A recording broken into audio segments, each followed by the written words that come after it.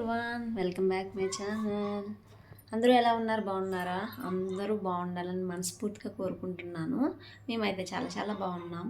ఎండలో కూడా చాలా ఎక్కువ ఉన్నాయి మేము ఉండే ఏరియాలో. మరి మీరు ఉండే ఏరియాలో ఎలా ఉంది అనేది కామెంట్ చేయండి. ఎక్కడి నుంచి చూస్తున్నారు మన వీడియో అనేది కూడా కామెంట్ చేయండి. ఫస్ట్ ఆఫ్ ఆల్ ఈ వీడియోలో నేను వేసుకున్న అవుట్ఫిట్ అయితే కొత్తది. అది ఈరోజే నేను వేసుకున్నాను, అంటే నైట్ వేసుకున్నాను. ఈ అవుట్ఫిట్ అయితే అంటే నైట్ వేర్లా తీసుకున్నాను. మొత్తం మూడు జతలు తీసుకున్నాను ఈ సమ్మర్ కోసం అని చెప్పేసి. అందులో ఇది ఫస్ట్. ఇది నెక్స్ట్ రెండు కూడా నెక్స్ట్ వీడియోస్లో మీకు నేను వేసుకున్నప్పుడు చెప్తాను. ఇది ఎలా ఉందో అనేది కామెంట్ చేయండి. ఈ సమ్మర్లో అయితే డ్రెస్సులతో అయితే ఉండలేకపోతున్నాం డే అంతా కూడా. అందుకని చెప్పేసి పాతవి ఉండే కానీ అవి కొంచెం పాడైనట్టు అనిపించేసి 3 అయితే కొత్తవి పెట్టేసుకున్నాను. ఇదైతే కాటన్ ఫుల్ పైన ఫ్యాబ్రిక్, కింద నేను ప్యాంట్ కూడా కాటన్లో తీసుకున్నాను. చాలా చల్లగా అనిపిస్తుంది, మెత్తగా కూడా ఉంది. మీకు ఒకవేళ కావాలంటే కనుక ఇది మొత్తం మనకి 400కే వస్తుంది. అజియోలో తీసుకున్నాను. మీరు కామెంట్ చేస్తే నేను ప్రొడక్ట్స్ ట్యాగ్ చేస్తాను కదా, తీసుకుందరు. కానీ 400 అంటే మనకి బయట మన నైట్ డ్రెస్ చాలా కాస్ట్లీగానే ఉంటున్నాయి.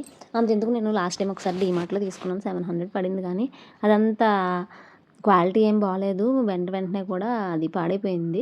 సో ఇప్పుడైతే ఇంక నేను ఆన్లైన్లోనే తీసుకున్నాను నైట్ డ్రెస్సులు 3 కూడా. ఇంకెప్పటి నుంచో అయితే గార్డెన్లో కొన్ని పనులు మిగిలిపోయినవి చెయ్యాలి అని అనుకుంటున్నాను. రోజు ఎండలు చూస్తున్నారు కదా, చాలా ఎక్కువ ఉంటుంది ఎండ. ఇంకా ఈ రోజు ఎలా అయినా సరే కొంచెం చెయ్యాలి అనుకున్నాం. అదేంటంటే రీసెంట్గా గడ్డి తీయించానని చెప్పాను కదా, మొన్న 1-2 వర్షాలు పడిన వర్షాలకి మళ్ళీ గడ్డి యథావిధిగా స్టార్ట్ అయిపోయింది. సో అందుకని చెప్పేసి ఈరోజు కొంచెం క్లీన్ చేద్దామని ముందునే నేను అనుకున్నాను. అందుకని పిల్లలకైతే పొద్దున్నే టిఫిన్స్ తయారు చేసేసి నేను ఇంకా పాలు తోడు కూడా పెట్టేసుకొని ఎగ్స్ కూడా ఉడికించేసి ఉంచేసాను. తర్వాత కర్రీ చేసుకుందామని చెప్పేసి ఇంకా గడ్డి తీయడానికి వెళ్ళే ముందు సాక్షి అయితే ఫ్రెష్ అయిపోయి వచ్చింది టిఫిన్ పెట్టమని చెప్పేసి. తనకైతే ఇడ్లీ వద్దనేసింది ఈరోజు. ఇడ్లీ నేను మార్నింగే పెట్టేశాను, కొంచెం పిండి ఉంటే ఈరోజు పెట్టేశాను, కానీ వద్దంది. కెలాగ్స్ తింటానంది. ఇంకా ఎర్లీ మార్నింగ్ పిల్లల్ని ఎందుకు ఏడిపించడం అని చెప్పేసి కెలాగ్స్ అయితే వేసి ఇచ్చాను దానికి. మళ్ళీ కెలాగ్స్ తిన్నప్పుడు కూడా చెప్తుంది ముందే, ఫస్ట్ అయితే కెలాగ్స్ తింటాను, తర్వాత ఇడ్లీ తింటాను అని చెప్పింది. సో అందుకని చెప్పేసి కొన్నే వేసాను.